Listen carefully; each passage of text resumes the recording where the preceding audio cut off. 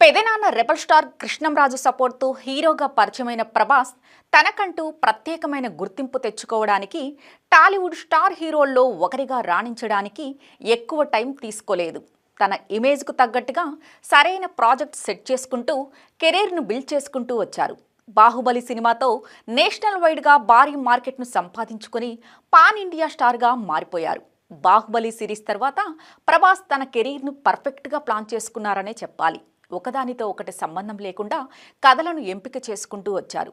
Stylish action entertainer, period romantic drama, mythological action drama, action thriller, science fiction, horror comedy ఇలా ఒకదానితో ఒకటి సంబంధం లేకుండా వేటికి అవే ప్రత్యేకమైన జోనర్లో సినిమాలను లైన్లో పెడుతున్నారు. అన్నింటికంటే ముఖ్యంగా ప్రభాస్ సినిమాకి ఎక్కువ సమయం తీసుకోవటం లేదు. ఒక మూవీ షూటింగ్లో ఉన్నప్పుడే మరో చిత్రాన్ని సెట్స్ మీదకి తీసుకొస్తున్నారు. మరికొన్ని కొత్త ప్రాజెక్ట్స్కు సైన్ చేస్తున్నారు. గత 2 ఏళ్లలో డార్లింగ్ నుంచి 4 సినిమాలు వచ్చాయి. ఇవన్నీ కూడా భారీ బడ్జెట్తో తెరకెక్కించిన పాన్ ఇండియా చిత్రాలే. వీటిల్లో 2 సినిమాలు ఫ్లాప్ అయితే మరో 2 చిత్రాలు హిట్ అయ్యాయి. వెంటనే సినిమాలు చేయడం వల్ల పరాజయాల ప్రభావం ఆయన కెరీర్ మీద పడటం లేదు.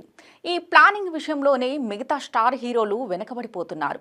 ఇక ఇంపాక్ట్ డైరెక్టర్ సెట్ చేయాల్సిందే. ప్రభాస్ నటించిన రాధేశ్యామ్, ఆదిపురుష్ సినిమాలు ఆశించిన స్థాయిలో ఆడలేదు. ఆ తరువాత వచ్చిన సలార్ మూవీ 700 కోట్లకు పైగా వసూలు రాబడితే, ఇటీవల వచ్చిన కల్కి 2898 ఏడీ చిత్రం బాక్సాఫీస్ వద్ద 1000 కోట్లకు పైగా కలెక్షన్ను సాధించి ఎపిక్ బ్లాక్ బస్టర్గా నిలిచింది. దీంతో ఇప్పుడు అభిమానులు ప్రభాస్ను కింగ్ ఆఫ్ ఇండియన్ బాక్సాఫీస్గా పిలుస్తున్నారు. ఇదంతా ఆయన ప్లానింగ్ వల్లనే సాధ్యమైందని ప్రత్యేకంగా చెప్పాల్సిన పని లేదు. అదే సమయంలో ఇతర పాన్ ఇండియా స్టార్లు 2-3 ఏళ్లకు కూడా ఒక్క సినిమాని పూర్తి చేయలేకపోతున్నారు. ఆ ఒక్క సినిమాని కూడా అనుకున్న సమయానికి ప్రేక్షకుల ముందుకు తీసుకురాలేకపోతున్నారు. RRR మూవీతో గ్లోబల్ వైడ్గా పాపులారిటీ సంపాదించుకున్న జూనియర్ ఎన్టీఆర్, రామ్ చరణ్లు ఇప్పటి వరకు మరో చిత్రాన్ని అందించలేకపోయారు. తారక్ దేవరా పార్ట్ 1 మీదనే ఉన్నారు.